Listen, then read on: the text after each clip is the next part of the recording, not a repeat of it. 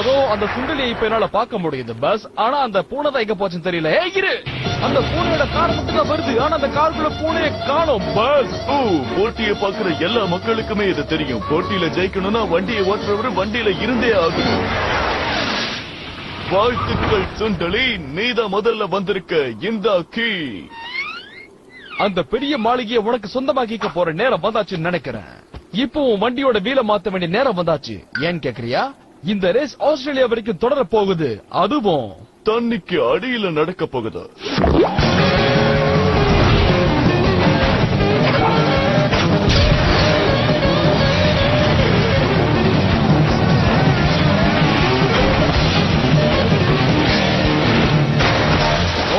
அந்த பூனைக்கு தலைவலி ஆரம்பிச்சிருச்சு. ஆமா, பூனைகளுக்கு தண்ணியை கண்டாலே ஆகாது. அதுலயும் இதுக்கு